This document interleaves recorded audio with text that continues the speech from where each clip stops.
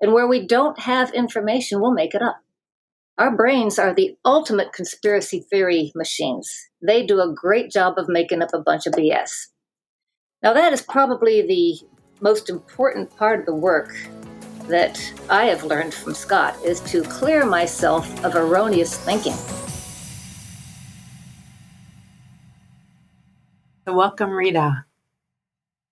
Thank you. It's an honor to be here. So Rita, why don't you start by telling us about what your interest has been in stress management and what personal experiences you've had to help yourself make that better in your life? Absolutely. Confession here, I used to be an extremely stressed individual. Extremely stressed. My mindset was totally different than it is now. And when I tell people that, they're usually pretty shocked because I come across quite chill most of the time. But yeah, I have learned a few skills that have completely changed my life. Hypnosis probably being one of the key. My interest in hypnosis went way back to the 70s when I first started using hypnosis. And that I took an interest in it, reading about it and learning about it more. And I went into kind of a journey of searching for ways to make life better, my perspectives better, using the mind in a more resourceful way, and probably going on a few tangents of trying to figure out how the universe works, which I will let you know when I get there. So I spent a bit of time doing metaphysical work, and in that work, I took a love to sound therapy. Sound meant a great deal to me. I was a music major in college, so you can well imagine how I gravitated to that. So I started working with tuning forks in certain frequencies, seeing how these affected the body and mind. We are already using it quite a bit and always have used it quite a bit in healing arts. Ever since the first person hit their thumb with a hammer and yelled out, "Ow!" That was healing ourselves through sound. And among the things that I discovered, jumping over to where we are now, is that the frequency of 128 is a very, very relaxing frequency. It ignites a bit of nitric oxide to release in our bodies. Now, nitric oxide, just as we have a stress response, we also have a relaxation response. And so basically it goes through our body. It's a natural gas that our bodies make that calm us down. And it moves right into the cells, puffing up kind of like a lung and then collapsing. And it actually relaxes you. And so I became more fascinated with sound. And as I did, I would be working on people doing Reiki and other types of energy healing. But I started using my voice more and more. Voice is probably the most healing instrument of all because it comes right from our own resonance. And so as I did, I started using hypnosis. And as I did, I realized that I probably wanted to learn a lot more about it and become certified in it. And the rest is history. I decided this was the way I wanted to go. So, and that's how you and I met, as we both have the same amazing mentor, Scott McFall, where that's really where things started taking off for me, where I was able to reconstruct a lot of the way that I saw things, a lot of the ways that I brought new awarenesses that give me resource and capability to change my perspectives, to change how I took attitudes on and switched to others that were better for me. So there's where the work of hypnosis really does the most work, most change for us, is how it works with us in our mind. Mm-hmm. As everyone here listening probably already knows, is that hypnosis is how we reach the subconscious mind. We have automatic reactions to things. And these reactions are sometimes useful That's how the subconscious mind takes over a lot of the things that you've learned. Driving a car, even walking. Everything you do, 95% of it is really in your subconscious mind, and it's automatic.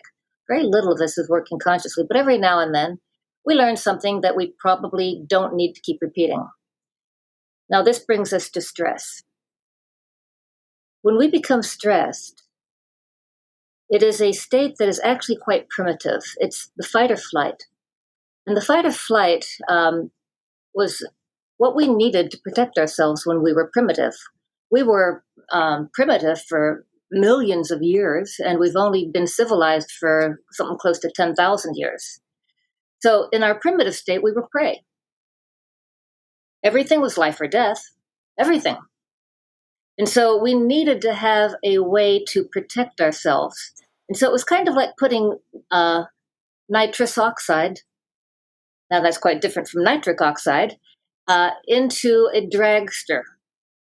You give this extra push to the system, where in the stress state or this fight or flight state, what happens is that when we have a danger, we need to either run or fight. The first initial for many is to freeze. Like a rabbit will suddenly freeze and try to become invisible. But if that doesn't work, then we'll go to the next, and we go to the next. And different people will have one or the other being their immediate response. So in that state, when things were life or death, what happened is that everything that had anything to do with danger would suddenly become narrowed into our focus. That would be all we can see. The heart rate would come up more, bringing more blood to the muscles in case of a fight to the death, more oxygen coming to the brain. The energy in our system would move out of the visceral section and into the extremities, because that's where we needed to have the work. Our digestive system would shut down, and we would be ready now to take care of ourselves. But where we are right now, everything's not life or death.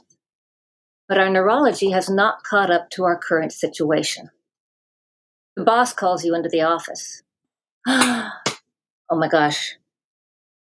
He's probably upset about that report that I wrote. I knew I shouldn't put that last sentence in. Oh my gosh, he's going to fire me. He's going to fire me. I know it now. I know that he was going to fire me last month and 3 months before, but no, he's really going to do it this time. He's really going to do it. Meanwhile, I'm in there building myself up because if I get fired, I won't have any money. I'll be homeless and then I'll die. Well, he wants to know if you can work on Saturday. And this is the way we react. We start to get all upset because we start making up these stories in our head to try to explain a small piece of information. This is the way our mind works. It wants to have a linear understanding. It thinks through the storyline. And where we don't have information, we'll make it up. Our brains are the ultimate conspiracy theory machines. They do a great job of making up a bunch of BS. Now, that is probably the most important part of the work that I have learned from Scott, is to clear myself of erroneous thinking. Yeah, well, I would agree with that. And Rita, what I find really interesting about this whole theme is that the power of hypnosis, and just going into hypnosis does relax us, but the real power comes from us changing our patterns, as you were explaining, right? Our old routines, so that we actually have a new framework within which to operate. So I remember when I first met Scott, which is like 15 years ago now, one of the things he said to me is, Robbie, you're a really stressed out person. And at the time I said to him, are you kidding me? You should have known me 5 years ago. This is nothing, because I had improved, right? It had gotten better. And he said to me, so, and so I hadn't really, like, to me, because it was better than it used to be, I didn't realize how stressed out I really was, because our bodies adapt, and whatever we're used to seems like it's normal. Right? That seems like our baseline. Absolutely. And so there was this huge discovery of, hey, things don't have to be as big a deal as I was making them, or I didn't have to, have as much tension as I did. And it really came from getting a lot of feedback from a mentor to see things differently. So one of the things that we talk about a lot is sometimes if you're in the bottle, you can't read the label. So when we have clients come to meet with us, and at their first meeting, when we do a free screening, is the time where we're giving them this feedback, everything that they can't actually see about themselves. We're helping them realize how they might be sabotaging themselves or where things might be getting in the way. So I'm sure you had a similar experience. Absolutely. It's eye-opening, heart-opening, and mind-opening. It all kind of works together. Mm-hmm. And it's interesting that you would bring up that chronic stress that we get, that we don't even know we're in. It's kind of like the frog in the boiled pot, if you've ever heard of that analogy of a frog sitting in a pot that's lukewarm water. He's fine, but if you boil it up, he also doesn't jump out because he doesn't feel the difference. And so what happens is that chronic stress is probably the most dangerous of all kinds. The most dangerous. It as it builds, we're often unaware of that level. If I have two glasses here, one is half filled with water and one's full of water. If I try to pour it into the one that's half full, it'll overflow. If it is empty, then it goes in and it holds just fine. So this chronic stress creates a real hair-triggered kind of reactions. So you can tell if somebody's under chronic stress if they are getting more hair-triggered than they were in the past. That means that their stress capacity is not as high. Mm-hmm. Let's look at some examples. I think it would be helpful for our listeners to hear maybe some stories about how you've helped clients or how I've helped clients get out of this and have a new perspective so that we can help the listeners learn how to do that as well. Absolutely. One of my favorites that I learned from Scott is among the things that we actually need to do is to get out of the idea of trying to prove ourselves all the time. Get out of the idea that I have to be right or even wrong, that I can just be open and curious. And with almost every client, that's one of the first things that I will do with them is bring them into this awareness of their core being without all the accoutrements of who we think we're supposed to be. So we're proving that we're worthy or good enough or that people won't abandon us, right? Yes, that we're smart or that we're part of the group or that we are different from everybody else in a special kind of way. And one of the most, probably most pushing of all is that we are a good person. Finishing the sentence, in order to be a good person, I must blank. One of the things that many people have an issue with is how am I going to be seen by others? So what kind of rules do we have to be a good mom or a good spouse or a good worker, right? Or a good friend? And so people will sacrifice themselves and push really hard in those areas because it feels like survival. Yes. It's an important part of survival to be accepted. It's part of how we actually do survive is to be part of a tribe, part of a group, and to be shunned from the group is dangerous. And so that again is a primitive instinct of ours. A lot of our reactions really do go back many, many, many generations that we've just been wired to be this way.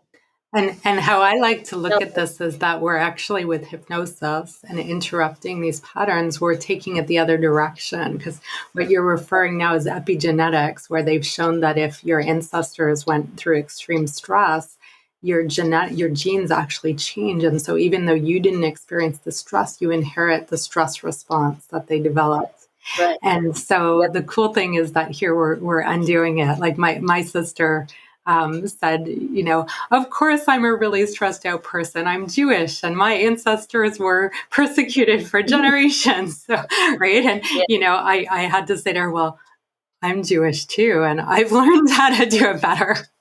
So, it's really kind of taking it the other direction, that we can change ourselves and our genes and our children's outcomes because we're learning how to interrupt these patterns. And to me, that is the coolest thing about what we do. So to bring it all together, when you talk about this, the response our body has to sound, for example, right, and that frequency you were mentioning, or there are other stimulus in our world that definitely impact how we feel. That those passive experiences can have an impact, but it's harder to keep them. Like I one of my first trainers in hypnosis and NLP, he did a lot of energy healing, and he had this business called pethealer.com, and people would send him a picture and the name of their pet, and he would heal them remotely. And one of the things he noticed was that pets were a lot easier to heal than humans, because when you healed a human, you could move the energy to a better place, but they would just put it back because they would go and redo the same pattern again. Whereas pets, they're just living in the moment and doing their thing. And that, to me, that's really what I think is so amazing about what we do, is that we're giving people the opportunity to learn how to do that differently, to how to change that. So these patterns that you're mentioning and the stories you're telling, what happens is that often people have some kind of experience that they have a way to, they have a coping response to. An example I can think of is I had a weight loss client here years ago. And what happened with her was that her son had died of cancer when he was really little, like 3 or 4 years old. This was decades before I met her. And when that happened, she didn't take care of herself. She felt, to be a good person, I must feel sad and mourn my son. And so she kept doing that for years and years, and it turned into decades, and she gained a lot of weight and had neglected her body and her life, really, in all kinds of ways. And that feedback of realizing, hey, you don't need to stay stuck there. What would your son want for you? Right. And if you keep doing this, what's it going to do to you? And her realizing that she was using that grieving. I mean, nobody would challenge somebody who's grieving their little boy. That's probably like the most awful, stressful thing anybody goes through. And so nobody in her family or friends would challenge her on that. So I had to give her that feedback to say, hey, that was a long time ago. Do you see how you've been using it, that event, as a blank check for all kinds of bad behavior? And just that one piece of feedback made a huge change for her. It paved the way for her to make the weight loss possible. And she went on to lose over 100 pounds, which is, and keep it off. So I think that's a really good example of how sometimes we start doing something, and sometimes it's during a really intense experience. In her case, it was an adult experience. Often it's when we're little kids and we're trying to, and I bet you when she was a little kid, she also was trying to prove she was a good person. And her son's death just made that even more intense and extreme. But as children, we cope with life and how our parents are, how the world is around us. And the way we choose to cope, we tend to do over and over and over again. And without realizing, hey, maybe this isn't working for me, or maybe the circumstances that I needed this coping stance in are over. And so we need often to have some outside feedback and help learning a new way to do things. Absolutely. And this brings up an interesting point about weight gain and stress. As you probably have noticed, when people are under stress, they tend to gain weight right in the stomach area, right in the visceral section. And because when you're under this chronic stress that lasts long and long and long, acute stress, which is like you see the bus coming for you and you better run, is perfectly healthy. We need to be able to do that. But then it goes away. But the chronic stress that creeps up and just stays with you and stays with you has some effects because it's a signal to your body that you are at war. And so certain things happen. You start gaining weight right in the section because that's where all your vital organs are. You can't sleep for very long because you have to keep getting up and run. So we are still reacting very primitively because of the way our body is sending chemistry. And the weight gain is very, very common. And many people who are very overweight are also very stressed. I'm sure you've noticed that almost every one of your weight loss clients, you also have to work with stress. For Right? sure. Yeah. And they're just trying to, because they feel under assault with stress, Mhm. and often Yeah. much of it is internally created, they're really trying to cocoon themselves. And so it feels better to soothe themselves with overeating and sitting on the couch and getting that Yes. immediate gratification because they're feeling that they're in emergency mode, even though it's not really true. Absolutely. And among the things that is the stories that we are milling in our head and how we're telling them to ourselves makes all the difference in how we will be able to come out of these things. For example, in grief, many people will be thinking about the end, how horrible it is. It's almost like they want to go back and figure out a way to redo it. And they keep going on about the end. But that only elongates the grief. It makes it last longer and longer. The healthiest way to process grief is to remember the person in the good times. Remember who they are in the good times and the good times that you had with them. I like to think of it this way. You don't have to adopt this opinion as your own, but I consider emotions to be a language that can penetrate dimension. And so you are a multidimensional being. You have a physical dimension, a mental dimension, a spiritual dimension, past, present, future, past lives, future lives, as many dimensions as you can imagine. There's dimensions of you. And so you can communicate within yourself through these dimensions, through emotion. Now, emotion is in your subconscious mind. You're unaware of it until it translates out into your body, into these things we call feelings. And that lets us know we're having an emotion.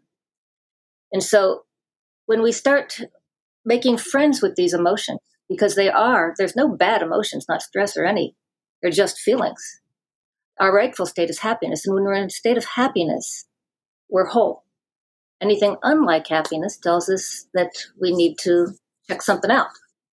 An example of how it penetrates dimension. Look at the dimension of time. Look how people can get upset about something that happened 10 years, 20 years back in childhood and find themselves all revved up about it again. This is called a resentment. And so this is a signal that you have to release a resentment.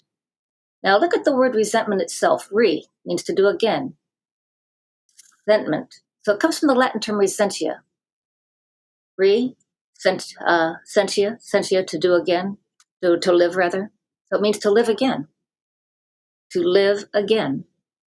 Because when I'm focusing on the past, I am telling my subconscious mind, give me more of that, because that's the language of the subconscious mind. Vision and emotion tells the subconscious mind right there, focus on this. This is what I want to experience.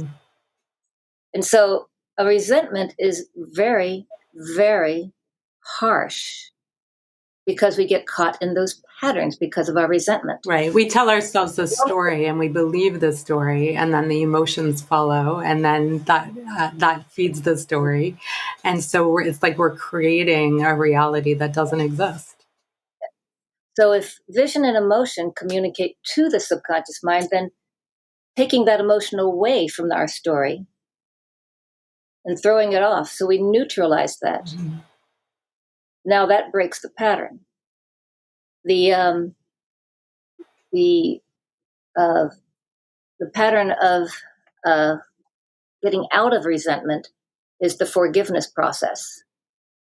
Forgiveness means forgiving up your judgments. It's our judgments that have us getting into these resented feelings. This is anger that we're holding on to. And as Scott has pointed out to us often, anger is an emotion. It's a secondary emotion that we use to cover up that we don't want to feel. It means that we think something's unfair, either to ourselves or to someone else. So I can jump into anger and I get to be right. And dang nabbit, come on, admit it. Don't we love our self-righteousness? We feel good when we're angry. We love it. Sure feels a lot better than being hurt or jealous. Get anyone to admit they're jealous. Nobody admits to that. They don't. They'll say, I'm not jealous, it's just not fair. They go right into anger. And so when we're holding on to a resentment, we're holding on to a judgment. And those judgments are what keep us stuck. Hmm. That's what brings us the same again and again, going round in circles, repeating the same pattern. It's like we want to relive it so we can do it again, so we can do it right, but we don't. We do it the same way because we don't really shift our perspective until we do. And that has to be a deliberate step out of that pattern. First, we have to be aware of our pattern, and then we have to be willing to step out into the unknown, taking a risk and doing it a different way. Yeah. So Rita, you know what, I would love to switch gears here because I think that one thing you said at the beginning that I think is really important to point out to people is that when we get into fight or flight response and we're in stress, our ability to see perspective shrinks because we're focusing on survival, right? So we're gonna Right. fixate on very narrowly on life.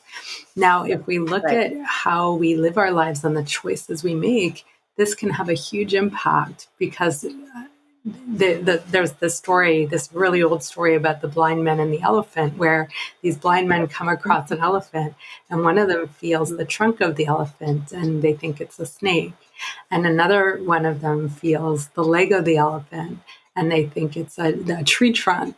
And another one feels the tail and they think it's a rope. And none of them are right, but none of them can actually feel the whole elephant. And often when we're in stress and our focus is narrowed, we are in an even worse position. Nobody ever sees the whole elephant. That's the way it is. But we're in an even worse position to take in reality as it is. So one example is recently I spoke to somebody who's trying to build their business and they've been struggling with building it up and getting clients. And their solution was to hire specialists in certain areas to help them. And I had to say to her, you know, this is really about you not feeling confident in you. You feel like because the business isn't doing well, that you're not doing well or you're not okay, which has put her in this stress mode. And so she's trying to grab onto solutions, but each of these people she's hiring, they don't see perspective. Maybe she's hiring a social media person, so they're going to do what they're an expert in, but they're not looking at her whole business and saying, here's the most high leverage thing you can do to build this. Right. Or maybe she's hiring somebody who does, you know, content writing for her and it's the same thing. Or somebody who negotiates advertising or does her branding. And when you're a small business, kind of silly to do branding. You got to focus on client results. But each of these people Go broke with all of that and hiring too many people at well, once. there's that too. But each of these people, they're seeing a piece of the elephant and they're an expert in that piece. And so they may do a wonderful job at what they promise her, but it doesn't mean it's good for the overall business. And so this ability, you know, and it's whether you have your own business or you're just running your personal life or getting something done, to be able to stand back and have perspective and calm down enough that you can do that makes a huge difference in terms of the direction you go and the choices you make. And it really enriches your world that way. And so from a results point of view, getting the stress levels down is a big deal. Yes, it is. Now, the thing about getting the stress levels down, how do we do it? So there are some quick ways that you can get your stress levels down when you find yourself revving up and you're starting to get wired on something. And one of my favorites is this. When you find yourself in that state of overwhelm or you like everything's going to hell in a handbasket and you're just feeling like everything is just wrong in my life and you're stressed out, first thing that you want to do is take a deep, long breath all the way in, bring it in through your nose and then blow it slowly out through your mouth. And then turn everything off inside of your head for a minute until you can hear a pin drop in your own head. Then look around. Without saying anything or commenting on it inside of your head, just look. and see what you see. Notice what you hear. Notice if there's a temperature against your skin or the clothes, how they feel against your skin. What do you feel? Is there a scent in the room? A taste in your mouth? Go through all of your senses and then ask yourself this one simple question. Is anything bad happening right now? 99.999% of the time, nothing bad is happening. That's what's known as getting present, getting real with ourselves. Because when we are present, we are in control. In stress, we feel that we're not in control. That's the problem. We think that we have no control because usually we're trying to take on things that we can't control. As Scott often says, many people are doing the serenity prayer backwards. The things we can control, we say, well, that's just the way I am. And the things that we can't control, well, that person over there, things that are not within our control, but we need to come back to where we are in control. You mentioned pets being healed faster than humans. And there's a lot we can learn from dogs. Have you ever noticed how a dog operates? Every bite of food is just a delicious gourmet meal. Every game of catch is the Super Bowl. Every walk is the greatest walk ever. There isn't a single moment that isn't fantastic because they're constantly present. And they live these joyful lives most of the time because they're constantly present. And when we're present, life is good. It's only when I get up here that it starts to go south. Up here, there's a reason why they called the original sin to be knowledge. It's not knowledge that is the sin. It's the corruption of it. It's when we start filling in, getting our own story about it. That's what made it difficult. That's where it all went south. So we start living here, and this thing can be a horror show. But when we were living in reality, things are pretty darn good. Mm-hmm. So what? Nice. And so that's one of my favorites to do. Yeah, I love that, and that helps us get into a place where we can plan for our future. Because as humans, we do have outcomes in our lives, so we don't want to live in the moment all the time. Well, you want to be present while planning. Yeah, you can do both at the same time. You know you're planning. mm-hmm. It's where you get the peanut gallery that you don't even want that in setting your outcomes. Yeah. The what ifs. All that you don't need. Mm-hmm. Contingencies that don't exist. We don't need that. So even when we're planning, we can be present. And then we can envision it, but we know what we're doing. We're aware of what we're doing. And so it's all of that clutter is where we go south. So one of the things to realize is that being able to calm ourselves down, and the technique you just taught us is a great one for that. There are many ways to do that. That combined with getting outside feedback and changing our patterns is a powerful thing. So if we can settle ourselves down and see perspective and really be willing to take in the feedback from outside of us, because everything we need to learn is out here in the real world. So when a dog is catching a stick or a ball, they're in reality and they're just chasing that ball or that stick. But if they were in their head, it would be kind of hard to do that. So as we are able to settle down and do that, then having the outside feedback and interrupting patterns to complement that is a really powerful thing. And I think that that's really where, when sometimes we have clients who come in and they say, oh, I downloaded a hypnosis audio from the internet. And usually they're coming to see us because they didn't benefit from it enough to change their situation. So it might have helped them relax. It gave them hope that hypnosis can help them. The real power is in getting that outside feedback and learning how to do it different. And sometimes even if we see what we're doing, if we don't have a new option or a new way to frame things, then it's hard to change it. And we get even more frustrated with ourselves because we know we're doing it and we keep doing it anyway. And so I think that that's an important thing to point out for people, because even, I've been mentored for over 15 years, and I know you've been doing this for a long time too. And you have a mentor, and having somebody in your life who can give you that perspective is a really valuable thing. And you're never done. There's never a time in your life where that wouldn't be helpful or useful for you. So I think that that's an important piece of this for people to know. And especially if you are stressed, you need it even more. Sometimes when people are stressed, it's like a runaway train and they think, no, this is an emergency. I have to fix this. And until I fix it, I can't do anything. When really they need to stand back and settle down. And I remember I used to work in computers. And when I had my first job, I was kind of insecure because I wasn't really fully trained to do the job. I had kind of snuck in at a time when it was during the internet boom, like when the internet first started and people were building tons of websites.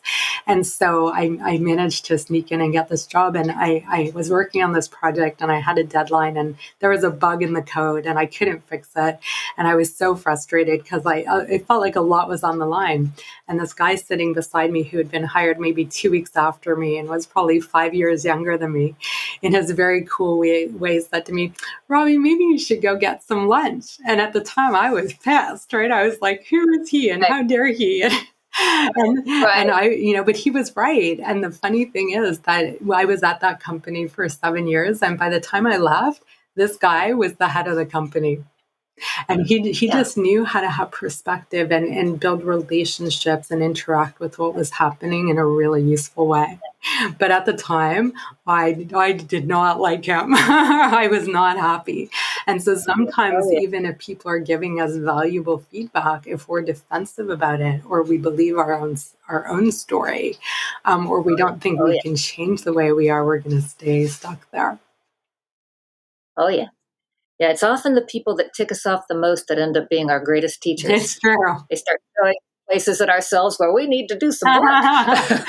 Yeah, no kidding, right? So sometimes if we're working really hard and we're stressed and we see people who are looser and more relaxed about things, sometimes we can be resentful of them and say, well, they're not doing anything. And it's really hard to model something that you are resentful of. So I think that that's an important piece. And, along these lines, I often, we have lots of women who come to the clinic for help, especially for things like weight loss and stress management. And so, often it comes up that if they have a family and a spouse, the women usually tend to do more around the house and they're more detail oriented. And in some ways, that's just the way that we're made as women. And so, it often comes up that if that their husband's a lot more laid back than they are. And I know my husband is, and I've learned a lot from watching him and taking his feedback when he notices that I'm getting wound up. But some people, it really pisses them off because they say, well, hey, if I was like him, then how are the dishes going to get done? How are we going to eat? Right? The kids are never going to get to school. And so they'll dig their heels in instead of saying, maybe there's something useful to learn from that. And so I think opening ourselves up to maybe the people who function very differently from us can be a very useful thing that way. Absolutely. Actually, if you look at people who are very, very successful, most of them, you often see pictures of them having vacations with their families. They've built these multi-billion-dollar companies, and yet they have plenty of time to play. Mm-hmm. So it's not in the fact that they are ignoring themselves in order to succeed. They're actually taking care of themselves. Mm-hmm. Right. So it starts with the mood, and their success was built from having perspective and then getting into detail when they need to, but always standing back for the perspective. Yep. Yeah. It also gives you the opportunity to release a lot of them. Mm-hmm. For example, I think you've done a session. I think it was with Vicky on Ho'oponopono. Mm-hmm. And that's a great way to let go of some of these things that are becoming a block for ourselves. That's right. That forgiveness process is huge stuff. Huge stuff. Great, Rita. Well, thank you so much. I think that we covered a lot of really interesting themes here to help people learn how to Thank you manage so much. stress better. And it was a lot of fun. Lots of great stories and examples. If you want to learn more about Rita, go ahead and share your contact info so people know where to find you. Certainly. You can contact me at info@districthypnosis.com, or you can call my business at 202-853-8400. Great. Yeah. And if people want to learn more about how hypnosis can help you, you can also go to hypnosistrainingcanada.com. We have lots of free goodies there, things that you can learn. And if you're ready for the live experience, then we can set up a time for a free consultation to see if getting either training or one-on-one coaching or mentoring is a good fit for you. Yes. Great. Well, thanks so much, Rita. It was great to do this, and really interesting to hear your perspectives. We've known each other for a long time, and I feel like through this conversation, I know even more about you and how you look at things. So that was really interesting. Well, thank you very much. I appreciate the opportunity. Have you ever wondered if you can be hypnotized? Tune in next week and explore with us what helps you get the most out of seeing a professional hypnotist to get your goals. And to find out more about how hypnosis training can help you, go to hypnosistrainingcanada.com for more info and to schedule your free consultation.